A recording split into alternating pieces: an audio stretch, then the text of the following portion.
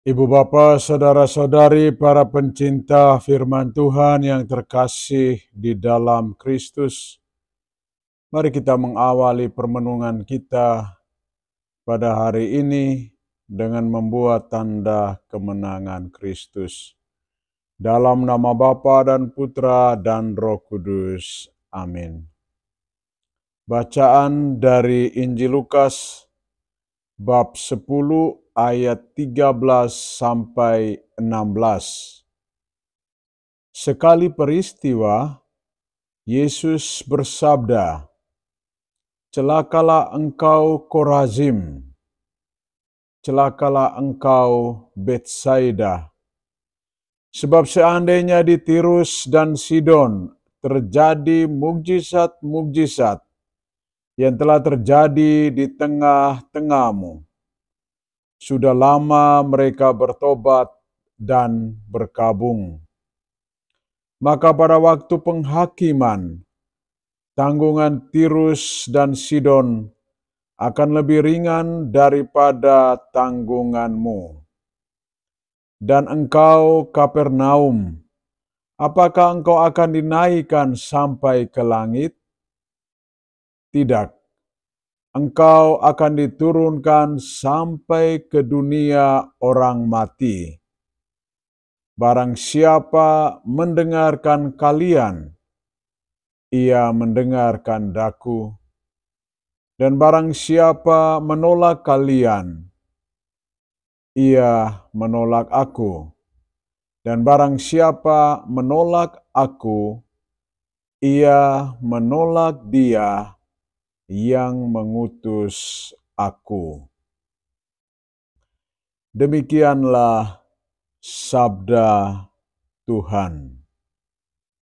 Ibu bapa, saudara-saudari, para pencinta firman Tuhan yang terkasih di dalam Kristus. Setiap manusia selalu mengarahkan hidupnya kepada kebaikan dan kebenaran. Kebaikan dan kebenaran, jika dihidupi oleh setiap anak manusia, maka ia akan memiliki kualitas hidup di dalam dirinya. Namun karena ia berada di dalam dan di tengah dunia dan selalu membangun relasi dengan pribadi-pribadi yang lain, tentu saja ada begitu banyak pengaruh yang bisa mengganggu, merusak kehidupan manusia itu sendiri.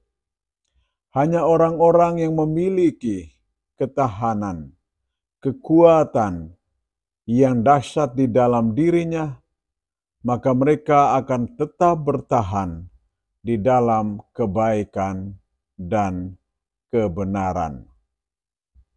Kejatuhan manusia dengan tidak menghidupi nilai kebaikan dan kebenaran menjadikan manusia sebagai pribadi yang kurang sempurna. Mereka lebih mengandalkan keinginannya sendiri daripada apa yang dikehendaki oleh Allah. Allah menghendaki setiap orang yang telah jauh dari dirinya, mereka harus bertobat, berbalik kepada Allah. Apa yang diwartakan oleh Nabi Baruk kepada bangsa Israel sesungguhnya menggugah kesadaran di dalam diri mereka supaya berbalik kepada Allah. Bangsa Israel mengakui keberadaan dirinya kami telah berdosa terhadap Tuhan dan tidak taat. Ketidaktaatan menyebabkan mereka jatuh di dalam dosa. Oleh karena itu, melalui para nabi, Allah menyerukan kepada mereka supaya bertobat, berbalik kepada Allah. Mereka diminta untuk mencoba mengingat kembali bagaimana karya cinta Allah yang begitu besar terhadap nenek moyang mereka, di mana Allah mengarahkan bangsa Israel pada suatu daerah yang berlimpahkan susu dan madunya. Daerah yang begitu subur, yang memberikan kesejahteraan, kedamaian kepada mereka. Tetapi karena ketegaran hatinya, mereka tidak mau mendengarkan suara Tuhan.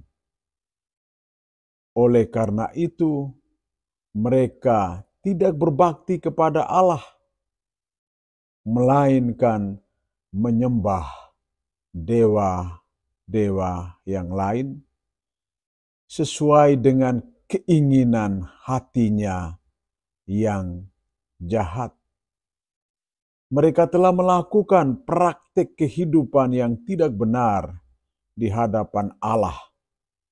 Oleh karena itu, Allah melalui para nabi mewartakan pertobatan kepada mereka supaya mereka memperoleh keselamatan yang datangnya dari Tuhan.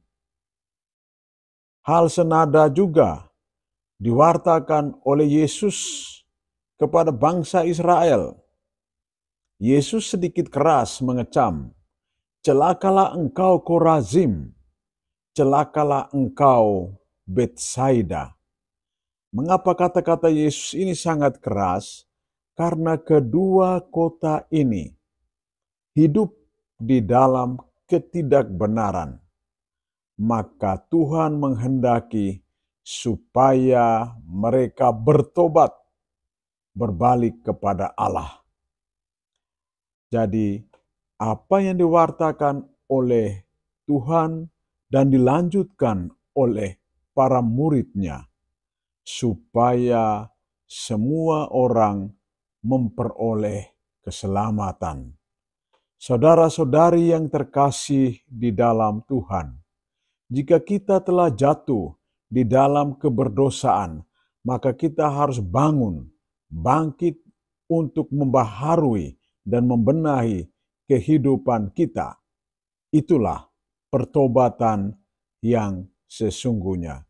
Jika kita mau bertobat dan kembali kepada jalan yang baik, jalan yang benar, yang telah ditunjukkan Allah, maka kita akan memperoleh anugerah keselamatan yang abadi. Tuhan memberkati kita. Dalam nama Bapa dan Putra dan Roh Kudus. Amin.